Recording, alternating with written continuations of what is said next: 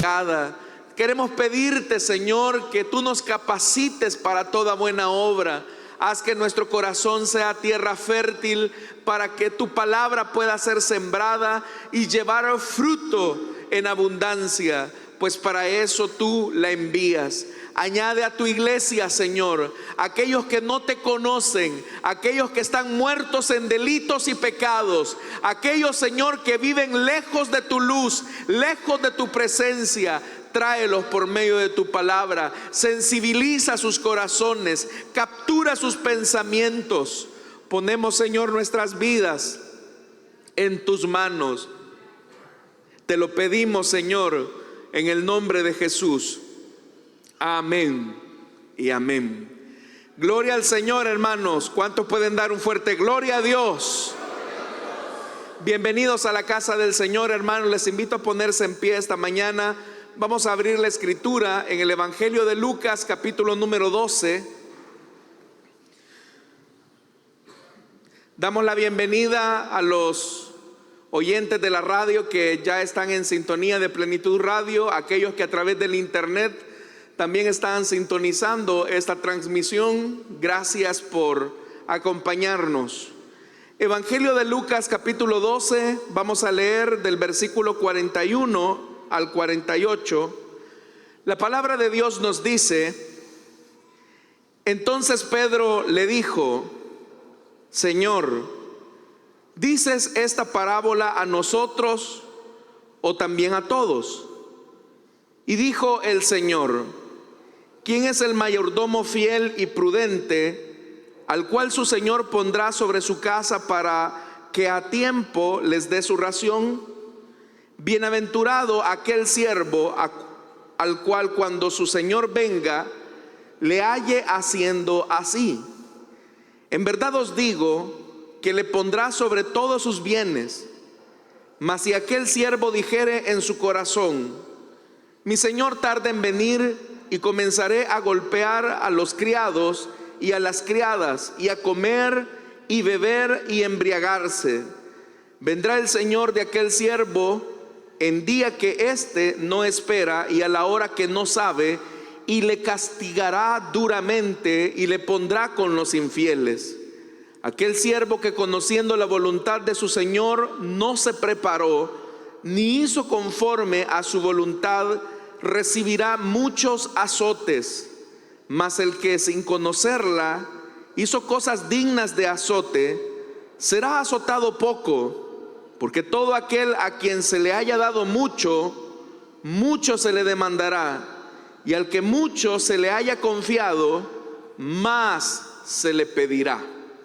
Tengan la bondad de tomar sus asientos, por favor, estimada iglesia. Hermanos, vivimos en una época que ha denominado a esta sociedad como una sociedad líquida. Así como los líquidos fluyen y se ajustan a las condiciones en las que son retenidos, una sociedad líquida es aquella que va cambiando sus valores y va ajustando sus creencias dependiendo de las circunstancias. Así como un líquido se puede ajustar a un vaso, a un recipiente grande o pequeño, así como un líquido puede ajustarse a un termo o a una olla de presión, así también, hermanos, esta sociedad va ajustando sus creencias en la medida en que sus deseos y sus comodidades van determinando cuáles son sus preferencias. A diferencia de algo que es sólido. Algo que es sólido mantiene su forma y esto perdura en el tiempo. La iglesia, que vive en medio de una sociedad líquida, puede experimentar la tensión de abandonar la solidez de su fundamento para ajustarse también a los valores del mundo. Estamos conscientes que la sociedad va cambiando, va ajustando sus creencias, va ajustando sus valores dependiendo cuáles sean sus intereses.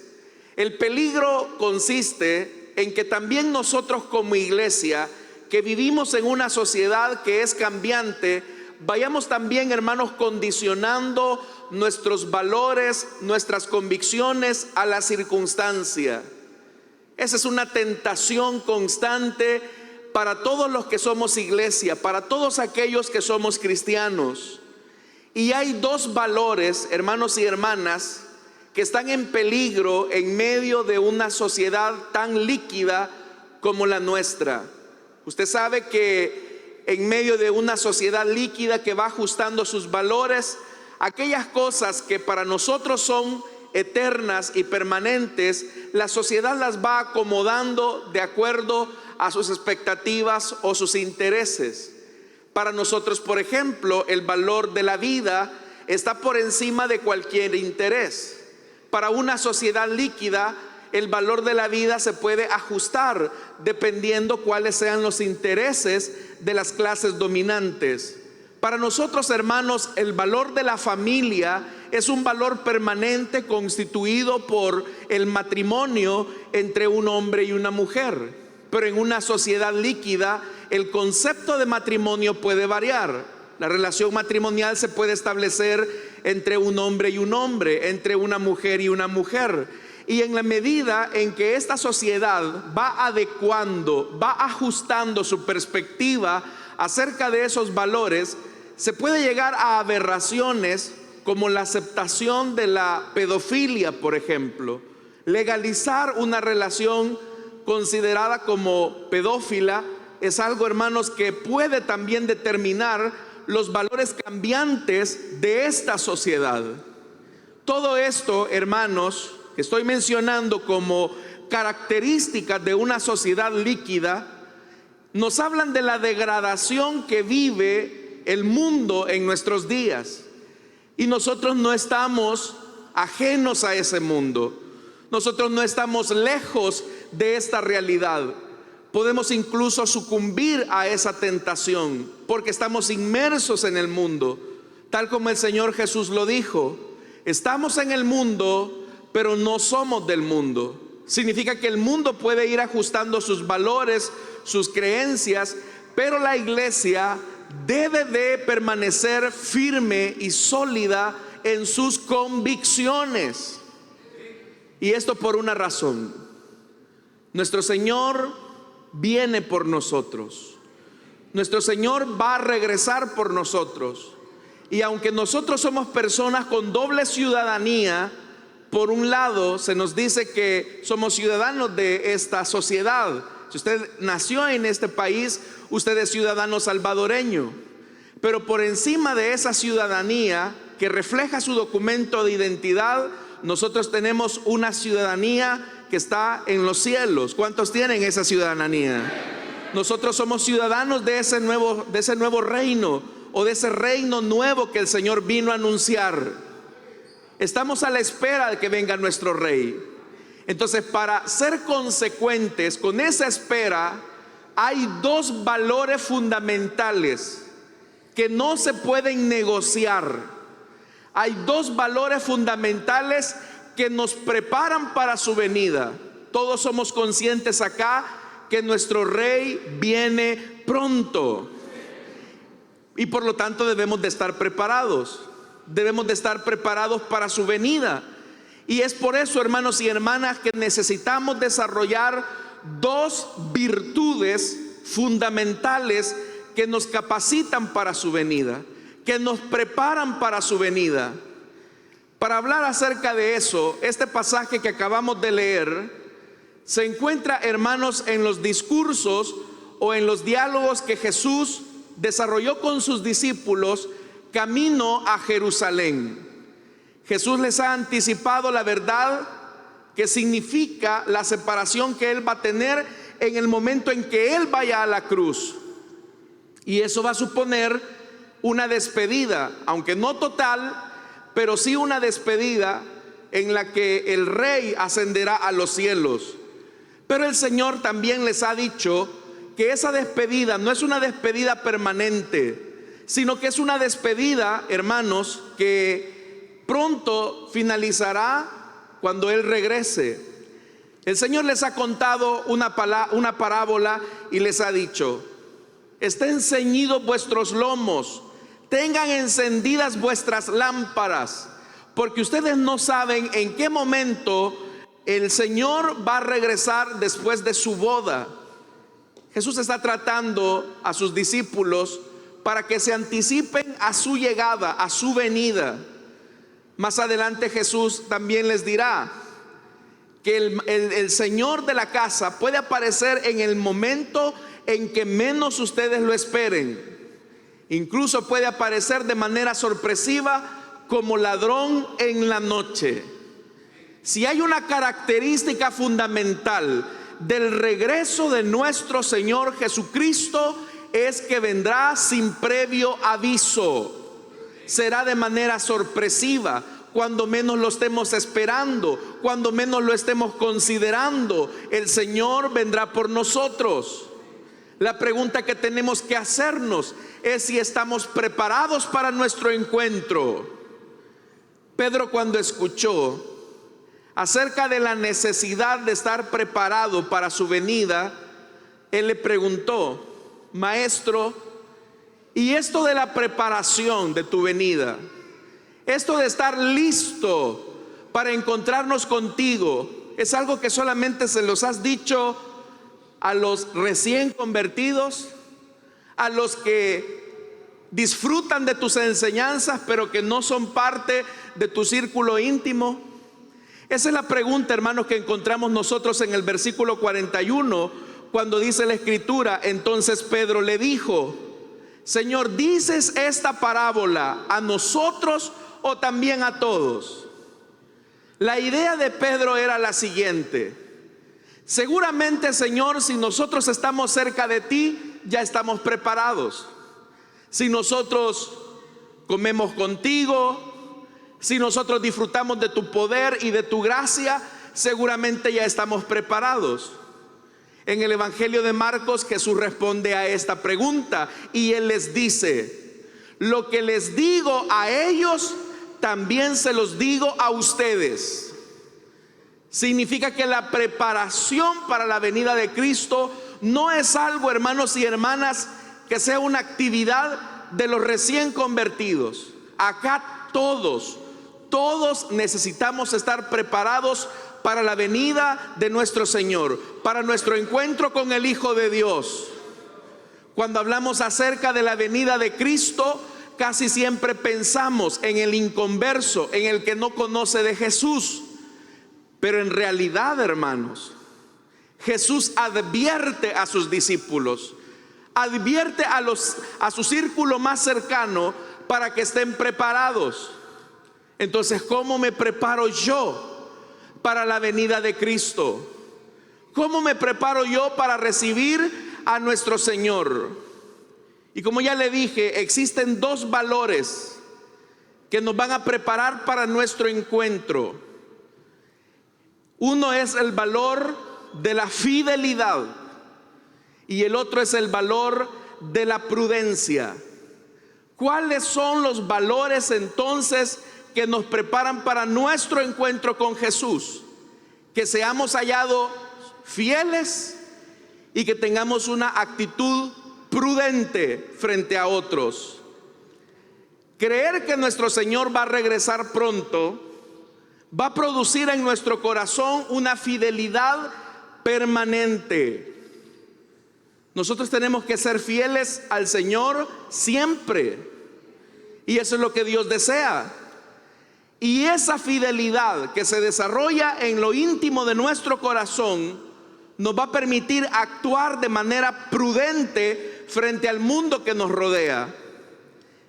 Lamentablemente, como ya lo dije, esos dos valores, la fidelidad y la prudencia, son convicciones que el mundo querrá destruir continuamente.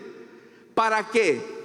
Para que usted no se prepare para su venida. Vivimos en un mundo que promueve la infidelidad. Vivimos en un mundo que promueve constantemente la infidelidad. Pero vea lo que dice el versículo 42. Y esto es Jesús quien está anticipando el valor necesario para su venida. Y dijo el Señor: ¿quién es el mayordomo fiel y prudente al cual su señor pondrá sobre su casa para que a tiempo les dé su ración? Son dos elementos que se mencionan ahí: la fidelidad y la prudencia de aquellos que somos mayordomos de su casa. Al hablar acerca de la mayordomía, usted sabe que un mayordomo o un administrador no es el dueño de la casa, o en términos contemporáneos, un administrador no es el dueño de un negocio o de una empresa, sino que el administrador es el responsable de tomar decisiones para garantizar así el avance de un negocio, el avance de una empresa. El administrador tiene que administrar, como su nombre lo dice, para garantizar, hermanos, los beneficios de sus dueños. Eso es lo que justamente el Señor nos ha hecho a nosotros. Administradores de la obra de Dios no solamente son los predicadores o los líderes de una iglesia. Dios nos ha hecho a cada uno de nosotros administradores de los misterios de Cristo, administradores de la gracia de Cristo. Dios, por ejemplo, le ha dado a usted de una salvación abundante. Pero ¿qué es lo que normalmente ocurre cuando somos conscientes que Dios nos ha dado una salvación tan grande? Hay personas que, por ejemplo, dicen: si soy salvo, entonces puedo pecar todo lo que yo quiera, porque entonces yo nunca voy a perder la salvación, así que me puedo dar un gustito. Eso es hacer un mal uso del don de gracia de Dios.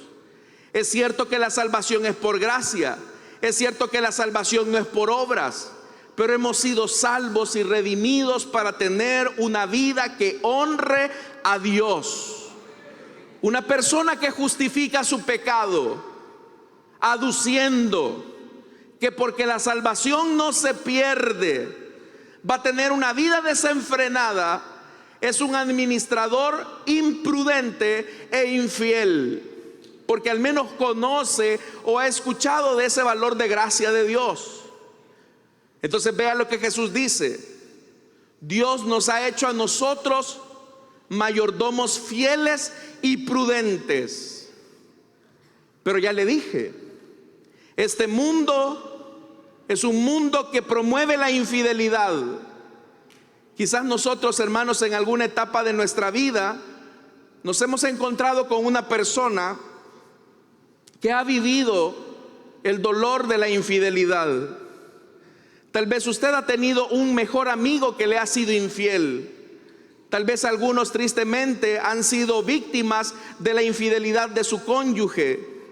Otros quizás, hermanos, han sido víctimas de la infidelidad de un socio. No lo sé. Conocemos ese horrible pecado. Sabemos del dolor que provoca la infidelidad cuando se recibe el agravio. También nosotros, hermanos, experimentamos la infidelidad cuando de alguna manera nuestra confianza es traicionada por una persona a la que amamos, por una persona a la que estimamos. Y un mecanismo de defensa casi siempre es que cuando somos infieles cerramos nuestro corazón para evitar ser lastimados nuevamente. Es decir, cerramos nuestro corazón porque hemos experimentado demasiado dolor como para dejarlo a la intemperie nuevamente para volver a ser dañado. Es como un mecanismo de defensa. Ahora nosotros, hermanos y hermanas, podríamos hablar horas y horas acerca de la infidelidad, cómo se manifiesta en nuestras relaciones. Sin embargo, cuando hablamos de la palabra infidelidad, muchas veces pensamos en nuestras relaciones humanas, como el matrimonio, el noviazgo, la infidelidad en la amistad, la infidelidad en una sociedad. Pero muy pocas veces pensamos en la infidelidad para con nuestro Dios. Dios, hermanos y hermanas, es un Dios que se define por naturaleza fiel a nosotros. Dios es fiel. ¿Cuántos lo saben? Incluso nosotros cantamos acerca de la fidelidad de Dios a través de ese coro. Tu fidelidad es grande. Tu fidelidad es grande. Pero si quisiéramos dar una definición de fidelidad, ¿qué es la fidelidad? Podríamos decir, bíblicamente hablando, que fidelidad es dar cumplimiento a las promesas que hemos hecho. Así como un matrimonio se promete fidelidad, así como una amistad se promete lealtad, así como en los negocios se promete también la discrecionalidad de lo que se hace. La fidelidad tiene que ver precisamente con cumplir lo que prometemos. Y Dios es fiel.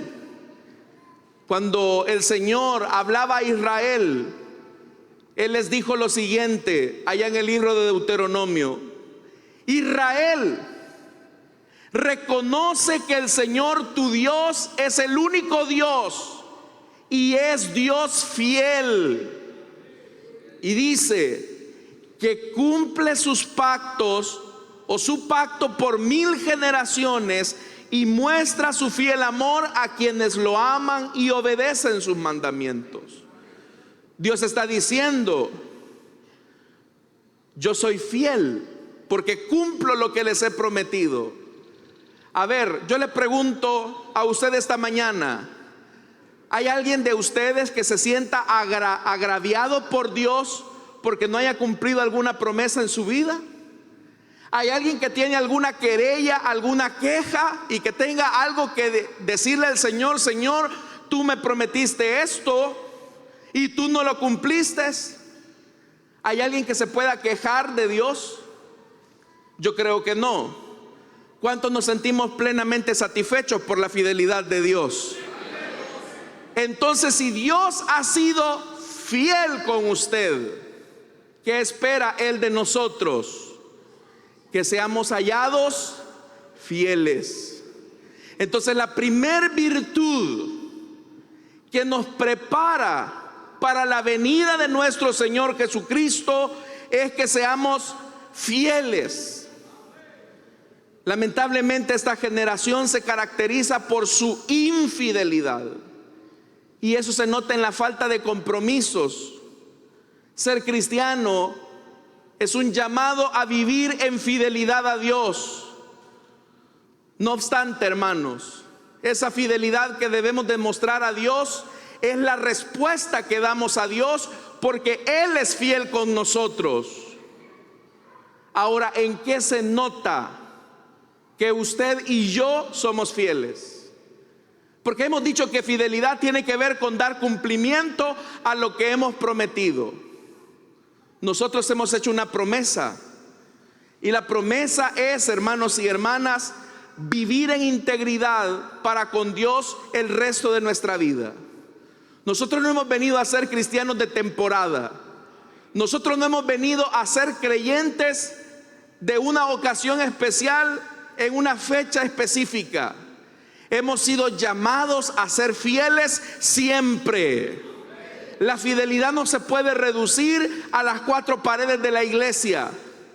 La fidelidad no se puede reducir al cumplimiento o al desempeño de un privilegio. La fidelidad a nuestro Dios debe ser siempre, en todas las áreas de la vida. Debemos de ser fieles en nuestra familia, fieles en nuestro trabajo, fieles a nuestra iglesia, fieles a nuestras convicciones. Entonces, ¿cómo se ve la fidelidad del pueblo cristiano que espera su venida? Porque yo le quiero preguntar algo. ¿Cuántos sabemos que Cristo viene por nosotros? ¿Saben que Jesús viene pronto? Entonces Dios requiere que usted sea fiel. ¿En qué se traduce que usted es fiel? En primer lugar, la fidelidad que usted muestra a Dios se refleja en el uso que usted hace de su tiempo. ¿Cuántos días hay en una semana, hermanos? Algunos están contando, ¿verdad? ¿Cuántos días hay en una semana? 7. ¿Cuántas horas hay en una semana? Bueno, se lo voy a decir, 168 horas. De esas 168 horas que tenemos a la semana, ¿cuántas de esas horas dedicamos al Señor en oración?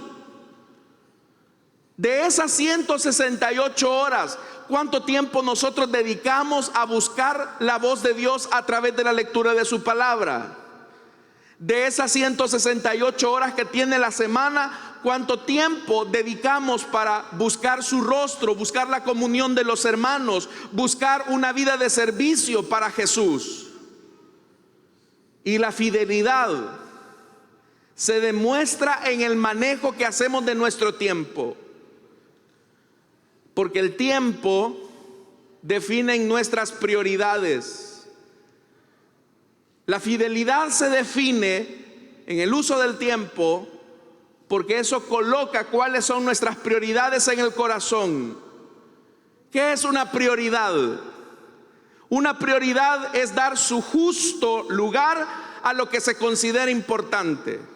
Eso es prioridad. Dar el justo lugar a lo que se considera importante. Si yo les pregunto a ustedes esta mañana si Dios es lo más importante en su vida, yo sé que todos me dirán que sí. Sé que todos me van a decir: para mí el Señor es el todo en mi vida, el Señor es lo más importante en mi día a día. Pero eso solamente se va a comprobar en la manera en que usted administra su tiempo. Si usted tiene más tiempo para sus propios intereses, si usted tiene más tiempo en el entretenimiento, si usted tiene más tiempo para cosas que no valen la pena, no me diga que usted está siendo fiel a Dios, y no me diga que está preparado para su venida. Mire lo que Jesús dijo, versículo 43: bienaventurado aquel siervo al cual cuando su Señor venga le halle, ¿qué dice? Diciendo, ¿qué dice? Haciendo. La fidelidad no se trata de decir, mi estimado. La fidelidad no se trata de lo bonito que nos expresamos de nuestro Dios. La fidelidad se traduce en lo que hacemos. Y lo que hacemos está definido por el tiempo y las prioridades que colocamos en nuestra vida. ¿Qué es lo que usted hace que demuestra su fidelidad a Dios? Cuando muchas veces nos es difícil apagar nuestro celular para ponernos de rodillas delante de Él. Cuando muchas veces, hermanos, somos capaces incluso de hacer maratónicas de series en la televisión y nunca abrimos la Escritura. Cuando incluso solamente reducimos nuestro tiempo de congregarnos cuando nos acordamos. Yo quiero preguntarle algo, porque en la manera en que usted administra su tiempo refleja si verdaderamente es fiel a Dios o no. Y hay otro elemento más que también define nuestra fidelidad, y es la forma en cómo administramos nuestros recursos o nuestro dinero. Ouch, dijo alguien. Cuando hablamos de dinero y de recursos, es como que nosotros los separamos de la vida espiritual, porque pensamos que son dos campos o dimensiones que están separadas, y para Jesús no hubo separación. El dinero, nuestros recursos, revela lo que hay en nuestro corazón. Y vea, esta parábola misma habla de un mayordomo. Y si se habla de un mayordomo, es alguien que tiene acceso a recursos, es alguien que tiene acceso a dinero.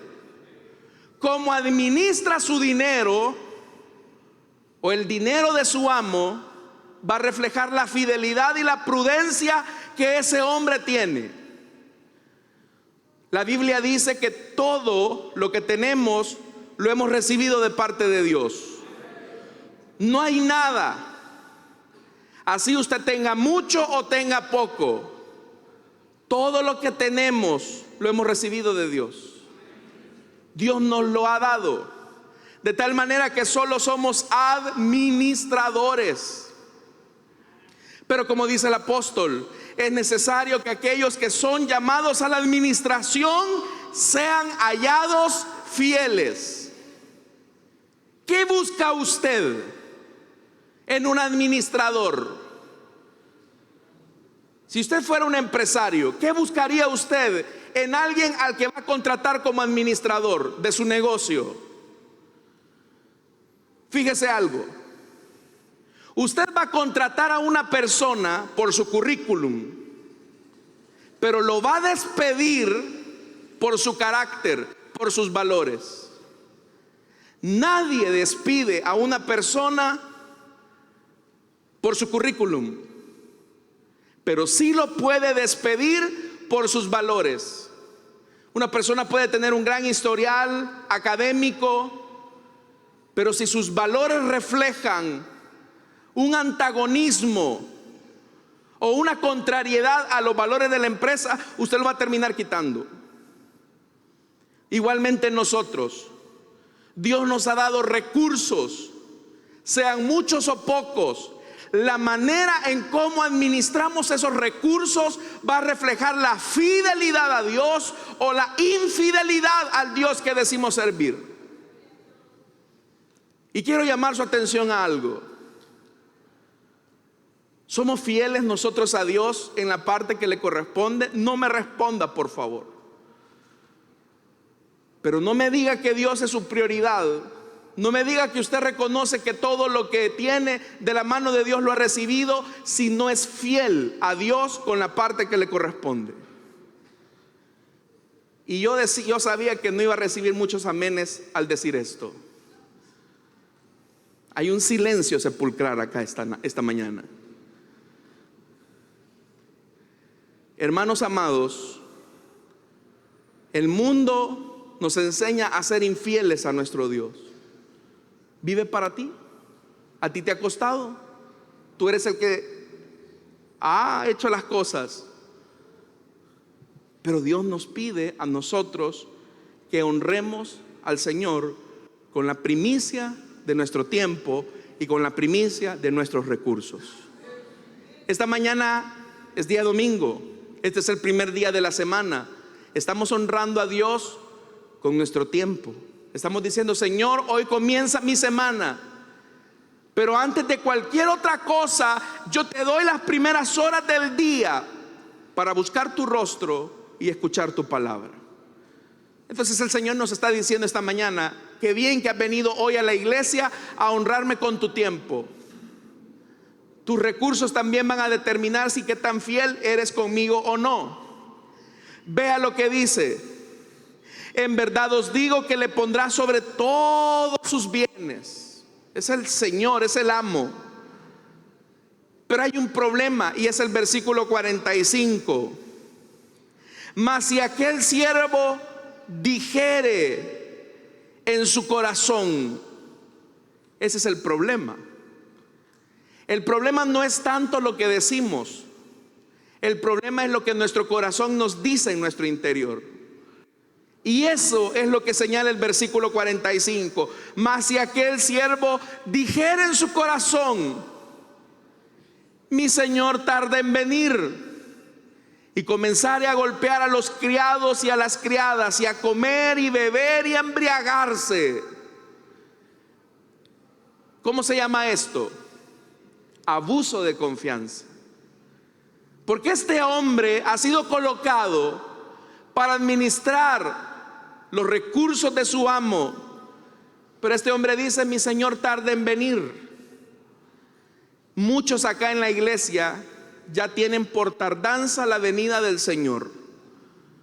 Y cuando yo les digo a ustedes si están conscientes que el Señor está pronto a venir, yo les aseguro que muchos de ustedes en su ser interior dicen, eso lo vengo escuchando desde hace varios años.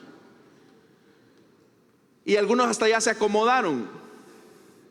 Pero hoy, esta mañana, estamos más cerca de nuestro encuentro con Jesucristo. Lamentablemente muchos tienen por tardanza la venida del Señor y hacen abusos de confianza. Ese abuso de confianza es imprudencia. Al hablar acerca de la prudencia, ¿qué es la prudencia? La prudencia es la capacidad que se genera de la sabiduría. Es decir, la prudencia es hija de la sabiduría. ¿Y qué es la prudencia? Es la capacidad de anticipar y prevenir el mal. Si es una virtud que se desprende de la sabiduría, la prudencia se ejercita en el dominio propio. Esta sociedad actual es una sociedad que continuamente nos está empujando a hacer lo que sentimos. Es una sociedad, hermanos, que vive por impulso. Es una sociedad que empuja a las personas para ser instintivas, impulsivas. Pero los cristianos somos llamados a desarrollar el dominio propio, porque el dominio propio viene como una actuación de la prudencia. Dios desea que seamos prudentes. ¿Qué significa la prudencia? La prudencia significa que estoy en un campo minado y tengo que aprender a cuidar mis pasos por donde transito. Fíjese, usted podría decirle al Señor: Señor, sácame del entorno en el que estoy viviendo. Estoy rodeado de mucha gente inconversa y yo quiero vivir íntegramente para ti. Pero el Señor Jesús nos dice: no. Yo le pedí a mi Padre que no los sacara del mundo. Van a estar aquí en medio de ellos, pero su comportamiento debe de ser mansos como paloma y astutos como serpientes. Tienen que desarrollar la prudencia. De tal manera, hermanos, que usted se va a rodear de personas inconversas. Usted va a ser la luz en medio de ese empleo. Y usted no se puede abstraer y decir: uy, yo no me junto con pecadores. No puede hacer eso. Pero tampoco puede reducir o disminuir la solidez de sus convicciones. Bueno, como Jesús dijo que estamos en el mundo, así que yo me hago uno de ellos. Eso sería actuar de manera imprudente. Las abuelitas decían un dicho popular: el perico donde sea es verde. El cristiano donde sea siempre va a reflejar la luz de Cristo. Pero a usted, ¿cómo lo conocen en el empleo? Como una persona prudente en sus palabras, en sus acciones. Hay gente que es imprudente, muy imprudente. Y acá la imprudencia tiene que ver con eso, con ser empujados por impulsos.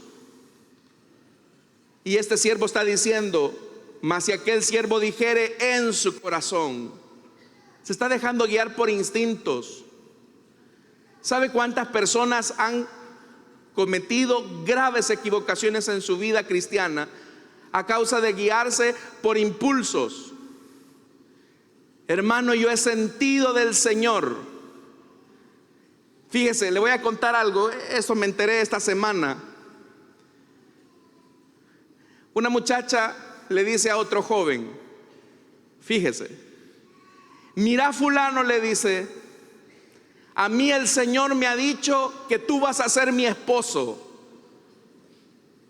Y el joven se le quedó, se le fueron todos los colores, porque a este muchacho ni por cerca se le cruzaba el nombre de esta persona. Pero esta joven le dijo: el Señor me ha dicho que tú vas a ser mi esposo. ¿Qué está haciendo esta persona? Está atribuyéndole a Dios sus impulsos, sus instintos, cuando Dios ni siquiera ha dicho nada. Y muchas veces ocupamos de excusa a Dios para justificar nuestros impulsos. Es que yo siento de agarrar esta casa. Yo sé que no la puedo pagar, pero por fe la voy a agarrar. Y se pone una cuota al cuello que después pone en estrés la economía de su familia. Y después vamos donde Dios y decimos: Señor, ¿y por qué me llevaste a este punto? No fuiste prudente, hijo. No supiste definir tus gastos, tus ingresos. Hermanos, Dios nos ha dado una cabeza no solamente para andar pelo. Dios nos ha dado sabiduría e inteligencia. Y si esa sabiduría viene de Dios, vamos a ser siempre conducidos a lo correcto y a la voluntad perfecta de nuestro Dios. Amén, hermanos. Por eso es que el apóstol Pablo dice: todos los que son guiados por el Espíritu de Dios, estos son hijos de Dios. ¿Qué es lo que lo va a hacer a usted un hombre prudente, una mujer prudente? Que sea lleno del Espíritu de Dios. La imprudencia de muchas personas refleja su ausencia de la presencia del Espíritu de Dios. Saber qué decir, cómo decir, cuándo decirlo, con quién decirlo, define mucho ese aspecto de la prudencia. Saber cómo actuar, cuándo actuar, en qué momento hacerlo, habla mucho de la prudencia. Nosotros, hermanos, podemos equivocarnos actuando de manera imprudente y comenzar a permitirnos ciertas cosas. Termino con esto. Moisés está en el monte Sinaí, recibiendo la palabra, la gloria de Dios. Moisés se siente maravillado por todo lo que el Señor le está mostrando. Pero ¿qué pasa en el campamento? El pueblo se comenzó a desesperar y dijo: Moisés tarda en bajar. Quizás Moisés se murió. Quizás Moisés ya no va a regresar. Así que hay algunos ahí que se les ocurre la gran idea, por no decirlo de otra forma, se les ocurre la gran idea de hacer su propio Dios, su propio becerro de oro. Y en el momento en que fabrican ese becerro de oro, el pueblo se desenfrena, comienza a actuar de manera imprudente, comienza a darse rienda suelta. Comamos y bebamos, pequemos, lo que hizo este siervo. Pero, hermanos y hermanas, cuando estaban en lo mejor de su bacanal, Moisés venía descendiendo del monte y va encontrando todo el desorden en medio del pueblo de Dios. Yo le pregunto a usted esta mañana: si el Señor descendiera, ¿será que encontraría también un bacanal en medio de la iglesia? ¿Será que encontraría una iglesia imprudente, doblada frente a sus ídolos? Si eso es así, vea lo que dice la Escritura. Vea lo que dice, versículo 46. Vendrá el Señor de aquel siervo. Le vuelvo a repetir esto: Cristo viene pronto. Verso 46: vendrá el Señor de aquel siervo en día que éste no espera y a la hora que no sabe. ¿Y qué dice que ocurrirá? Y le castigará duramente y le pondrá con los infieles. Verso 47: aquel siervo que, conociendo la voluntad de su Señor, no se preparó ni hizo conforme a su voluntad, recibirá muchos azotes.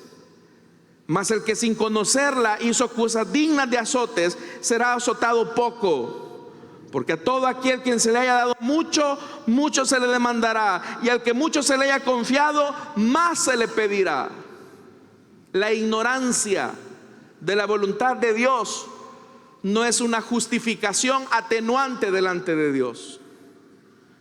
Entonces, el Señor está pronto a venir. ¿Cómo nos va a encontrar? ¿Nos va a encontrar con fidelidad, con prudencia? ¿O nos va a encontrar con una situación indecente? Cuando el Señor venga a la tierra por nosotros, lo va a encontrar con su amante, lo va a encontrar con su hábito a la droga, lo va a encontrar, hermanos y hermanas, con cosas inmorales, lo va a encontrar con una doble vida. Porque ¿por qué muchos cristianos tienen una doble vida? Porque piensan que su Señor tarda en venir. Pues se equivoca.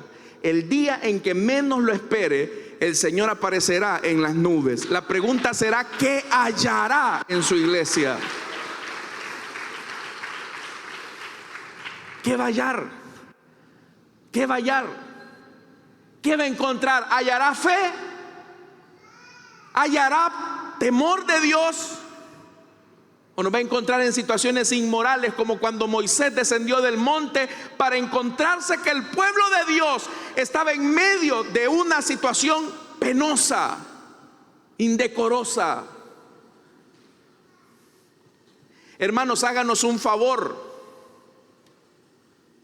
que cuando nosotros lleguemos al cielo a encontrarnos con el Señor, por favor lo encontremos allá, y que de repente no nos vayamos a llevar la sorpresa: y el hermano diácono, ¿qué se hizo? No lo veo aquí.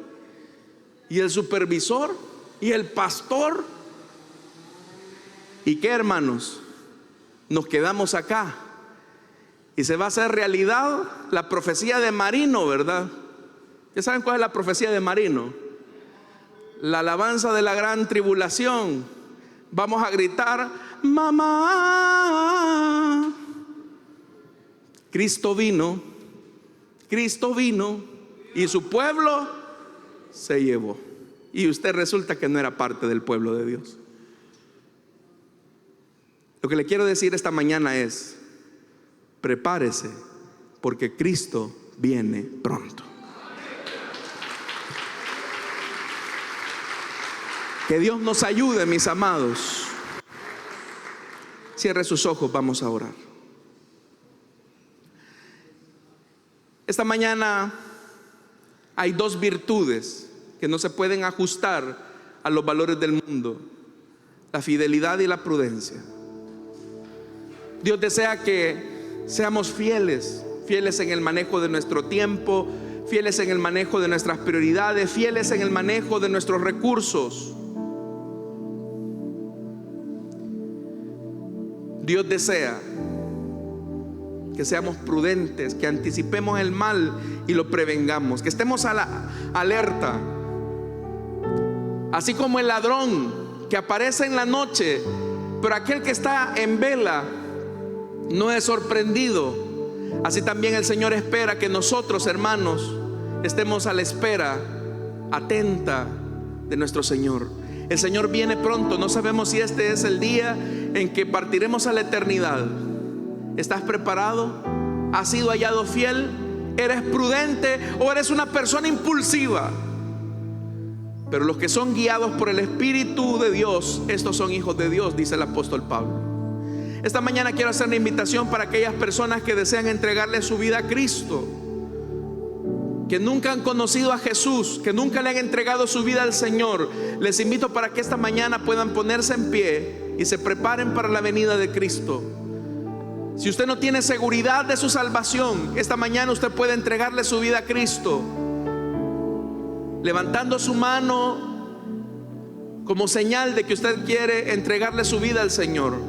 El levantar la mano solamente es una señal que nos permite identificar lo que usted desea hacer esta oración.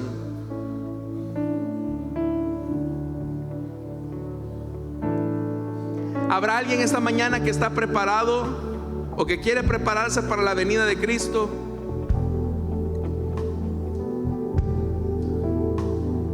Cristo viene pronto, hermanos, y Él desea que nosotros seamos hallados fieles.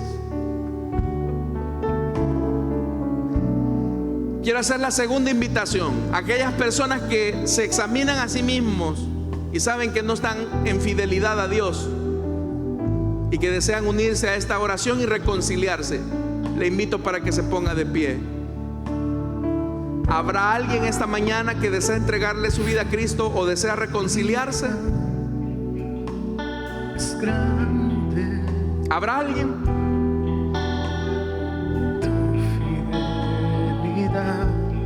¿Hay alguien, hermanos? amigos. Si no lo hay, vamos a orar, hermanos, pero preparémonos para su venida. Iglesia de Cristo, Dios le bendiga al joven. Venga, quiero orar por usted.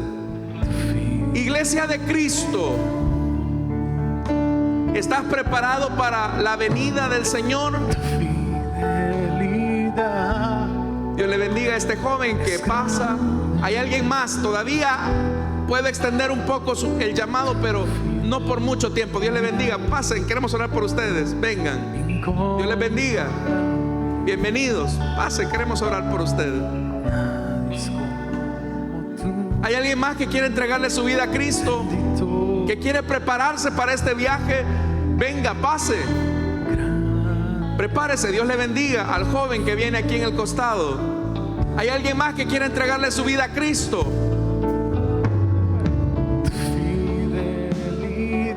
¿Hay alguien más? Venga, pase, quiero orar por usted. Así como lo han hecho estas vidas. ¿Quiere entregarle usted su vida a Cristo? Venga, pase. ¿Está preparado usted? ¿Se ha preparado usted para la venida de Cristo? Estoy a punto de cerrar este llamado, pero si hay alguien más que desea entregarle su vida a Cristo o desea reconciliarse, ponerse a cuenta con el Señor, el día y la hora nadie lo sabe, pero el Señor vendrá por nosotros. El Señor viene pronto. ¿Estás preparado? ¿Estás preparada? Allá atrás, ¿hay alguien más? Estimado joven, ¿estás preparado para la venida de Cristo? Cierro la invitación ya, pero si hay alguien más, pase. Vamos a orar entonces. Padre que estás en los cielos, gracias te damos, Señor, por estas vidas que están en este lugar, reconociéndote a ti como su único Señor y Salvador. Señor, gracias porque tu palabra sigue llegando a tiempo. Tu palabra sigue preparándonos para esa venida. Señor, yo te pido por favor en esta mañana que limpies los pecados de estas personas. Quiero pedirte que a partir de este momento se produzca en ellos el milagro del nuevo nacimiento, y que a partir de este encuentro comiencen a caminar por la fe, dependiendo de ti hasta el día de tu venida. Gracias, Señor, porque hoy más que nunca sabemos que el día de nuestra redención se acerca. El día en que aparecerás en los cielos para llevarnos contigo es algo que se acerca continuamente. Ayúdanos a estar preparados, siendo fieles y prudentes. Es nuestra petición en Cristo Jesús. Amén y amén. Gloria a Dios, hermanos. Les damos la bienvenida a nuestros hermanos con un fuerte aplauso. Hay fiesta en los cielos cuando un pecador se arrepiente. Pueden pasar, hermanos, para que les tomen sus datos y así en fechas posteriores poder ir a visitarles y orar por ustedes. Hermanos, vamos a orar, pero en esta ocasión lo vamos a hacer por nuestras ofrendas y nuestros diezmos. Vamos a entregar al Señor la parte que le corresponde. Como lo acabo de decir, nuestra fidelidad a Dios también se traduce en la forma en si honramos o no al Señor a través de nuestros diezmos y nuestras ofrendas. Que Dios bendiga a todos aquellos que se unen a esta promesa de Dios. Señor, tu palabra nos dice que dando es como recibimos. Queremos pedirte que tú bendigas a aquellos hermanos y hermanas que se hacen participantes de tu obra. Multiplica, Señor, sus ingresos, multiplica sus bienes. Ellos lo hacen, Señor, por interés en que tu obra siga caminando. Lo hacen por gratitud. Lo hacen, Señor, reconociendo que tú eres el proveedor y el sustentador. Así que bendice, Señor, las economías de mis hermanos en el nombre de Jesús. Amén y amén. Pueden pasar nuestros hermanos y cantamos al Señor, hermanos.